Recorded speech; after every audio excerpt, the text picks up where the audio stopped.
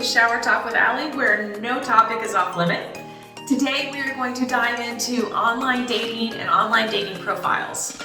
And before we get started, if you guys could like my channel and subscribe, and you can follow me every day for my daily journeys on Instagram and my Facebook to see what I'm up to on a daily basis. So with that, I will dive right into online dating and how I started my adventure. So when I was first injured 10 years ago, I felt not sexual. I pretty much consider myself asexual. I didn't look in a mirror for 2 years. I gained 40 pounds. I was in the hospital for 6 years with so many different surgeries, you name it. And finally, I woke up one day 5 years ago, another story for another video entry. But I just decided to say, I'm just gonna hop on online dating and see where it goes. At the time, I happened to have a really bad pressure sore, so I was kind of on a time clock for this major life-changing surgery. And so I wanted to experiment with sexuality and disability and what it was like to have sex not in a wheelchair, but you can do that too. And just explore my new body.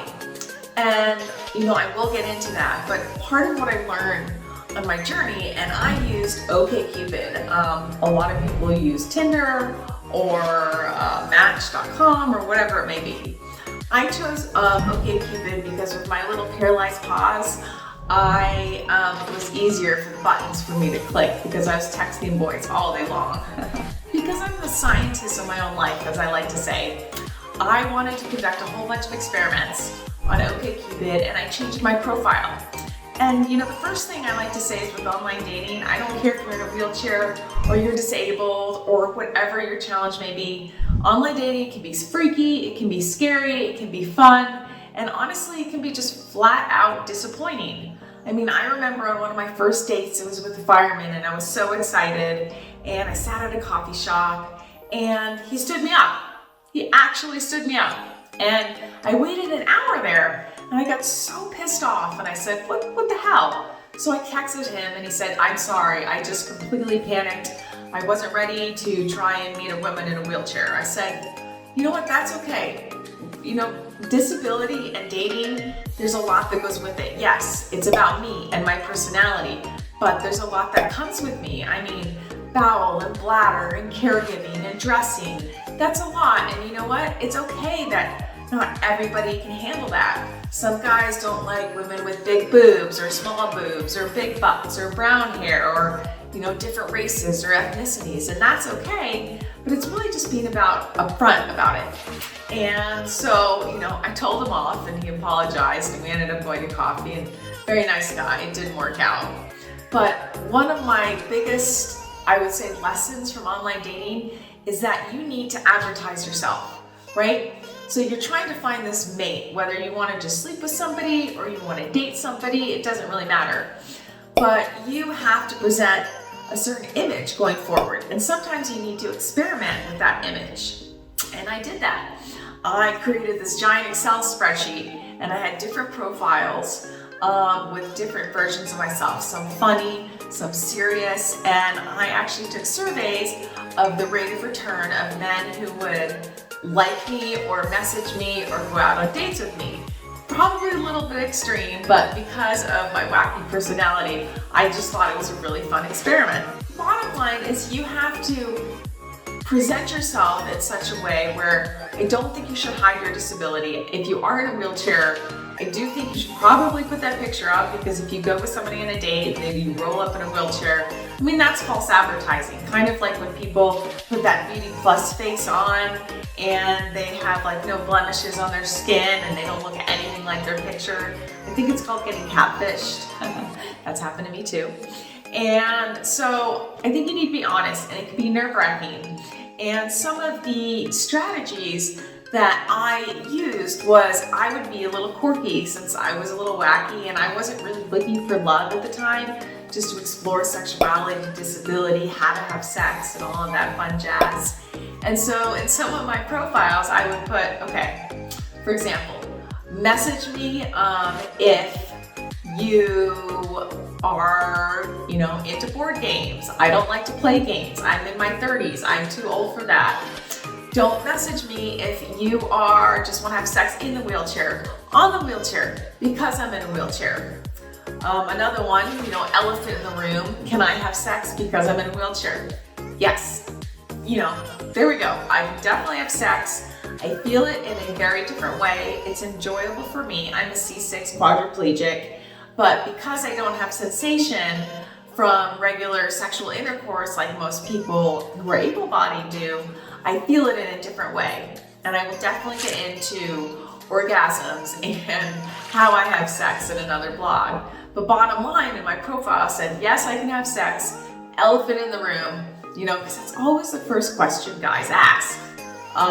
Because I guess, we're sexual beings in nature. Also in my profile, I would put things like, don't message me if you're just gonna say, hey, what's up? What's up? What's up, honey? Hey, pretty. Because I said in my profile, I said, this denotes to me that you do not have a strong command of the English language.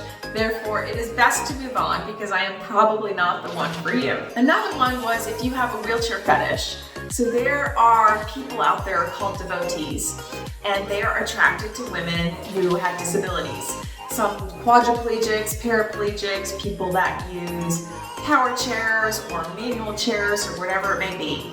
And you know what? I know a lot of women in wheelchairs have issues with this. I don't. I think if you're attracted to a woman in a wheelchair because they're in a wheelchair, that's your prerogative. Just don't be creepy about it, right? And just don't date me because I'm in my wheelchair. And I put all of these quirky little fun things up on my profile. And I found I got like a much higher rate of return of people that were open to even talking to a girl in a wheelchair. And I would also put, listen, I'm super open about my disability.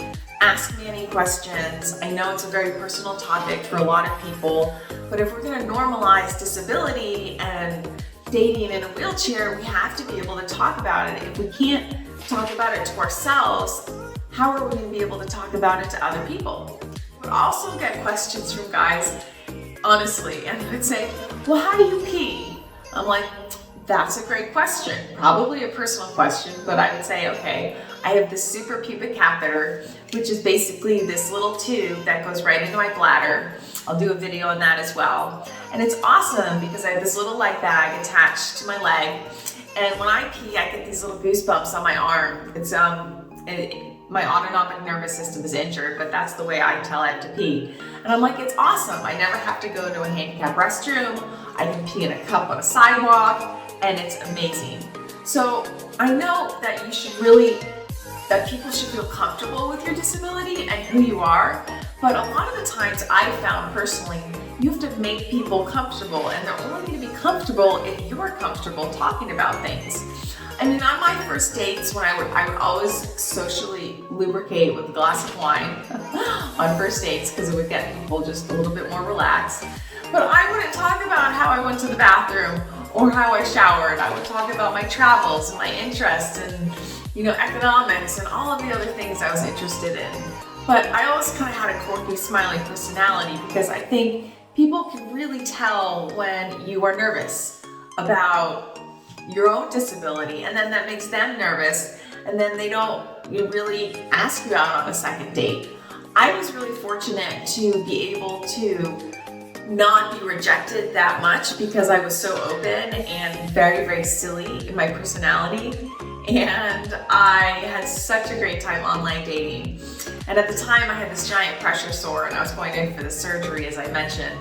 And again, another story for another time.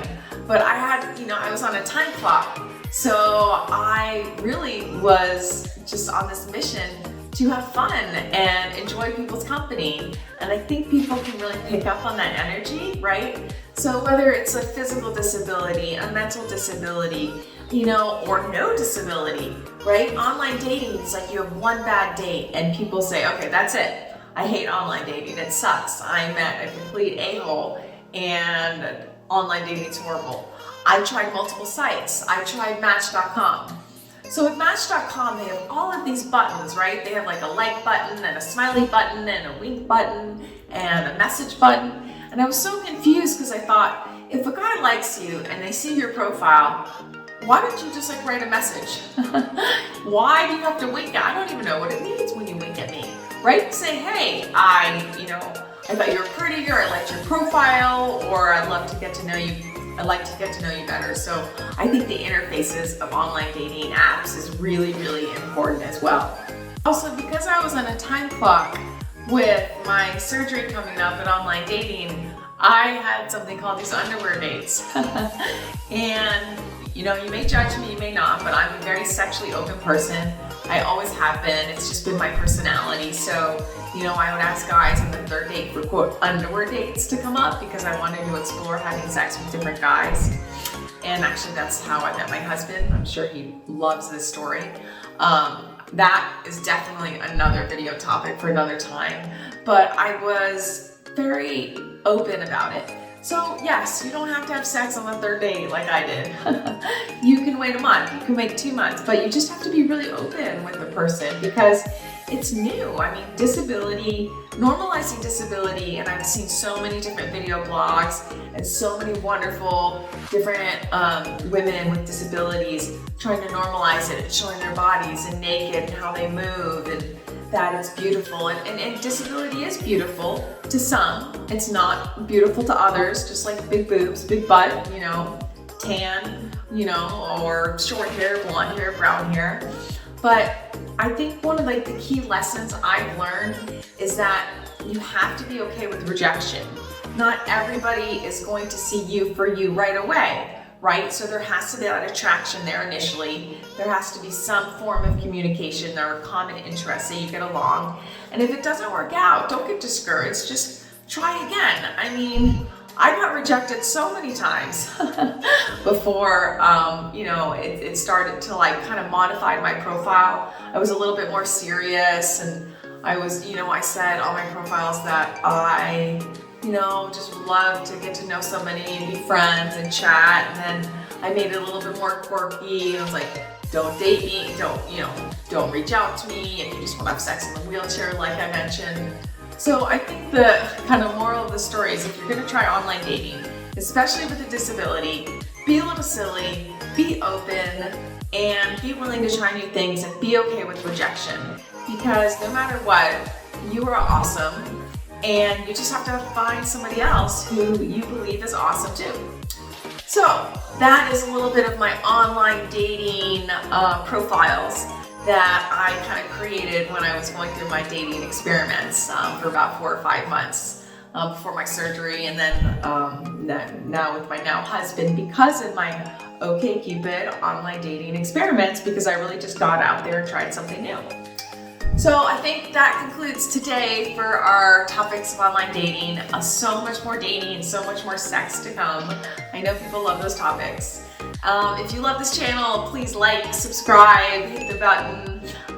Don't forget to follow me on Instagram and Facebook for kind of my everyday life and things I go through, from love and bowel and bladder and caregiving and medical battles I'm fighting, because you know what, we all have to stick together. I am a huge believer in kindness and positivity and supporting each other no matter what. So with that, I hope you guys have an awesome day. Bye.